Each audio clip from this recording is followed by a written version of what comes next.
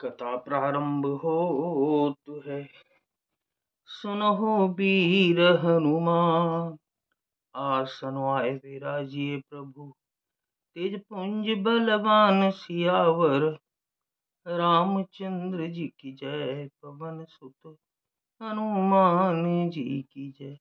शिव जी ने जो संपत्ति रावण को 10 सिरों की बलि देने पर दी थी, वही संपत्ति श्री रघुनाथ जी ने विभीषण को बहुत सकुचते हुए दी। अस प्रभु छाणे बचहि जे आना, तिनर पशु बिनु पूछ बिसाना।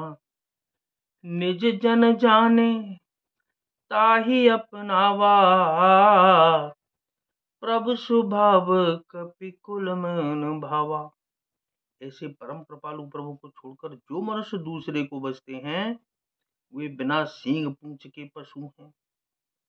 अपना सेवक जानकर विभीषण को श्री रामचंद्र जी ने अपना लिया। प्रभु का स्वभाव वानर कुल के मन को बहुत भाया। पुनि सर्वज्ञ सर्वयोरबासी, सर्वरूप सब रहित उदासी।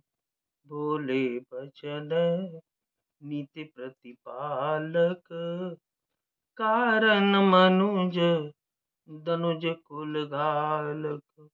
फिर सब कुछ जानने लगे।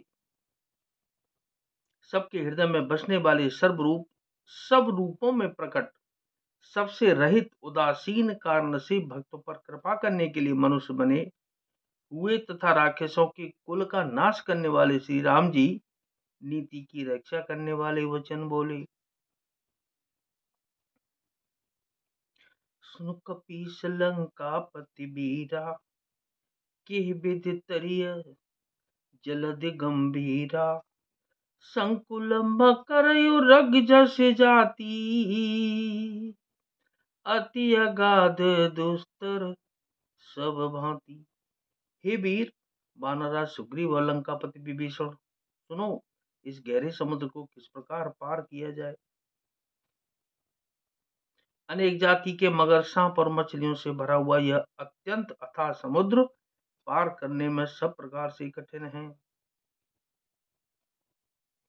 कह लंकेश सुनहु रघुनायक, कूट सिंधु शोषक तब सायक।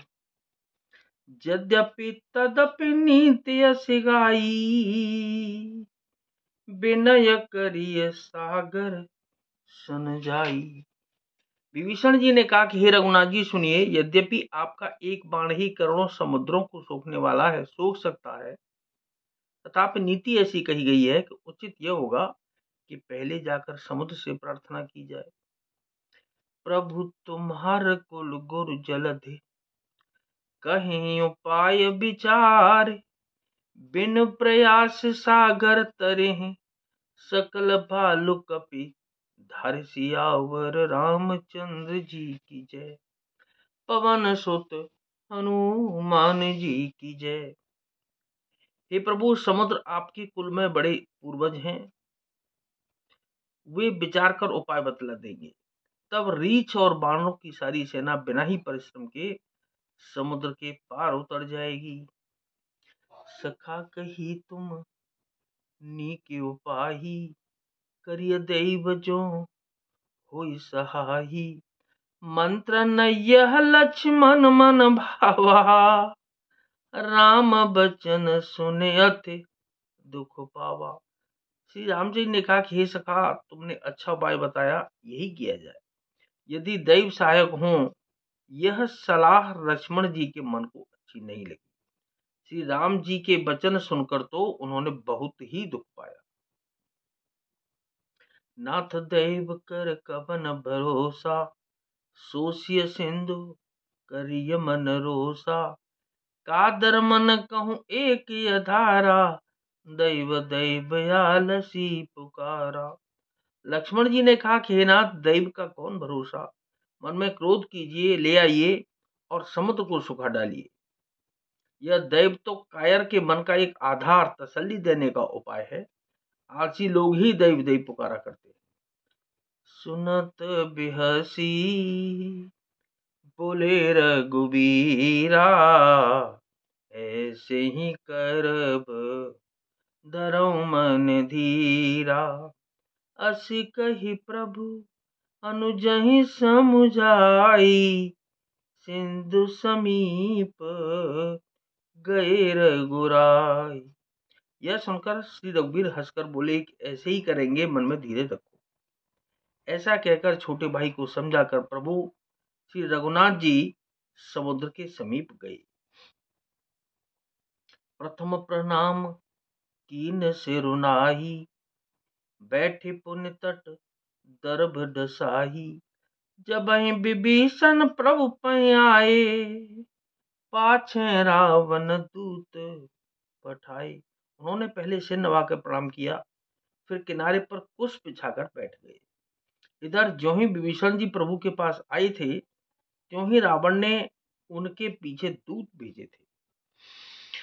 सकल चरित तिन देखे, धरे कपट कपिदेह। प्रभु गुण हृदय सराहै, शरणागत पर नेह। सियावर रामचंद्र जी की जय। कपट से बानर का शरीर धारण कर उन्होंने सब लीलाएं देखी। वे अपने हृदय में प्रभु के गुणों की और शरणागत पर उनके स्नेह की सराहना करने लगे। तो क्या, नाथ सकल संपदा तुम्हारी, मैं सेवक समेत सुत नारी। मंगल भवन अमंगल हारी, उमा सहित जेह जपत पुरारी। कथा विसर्जन होत है, विदा होहु हनुमान।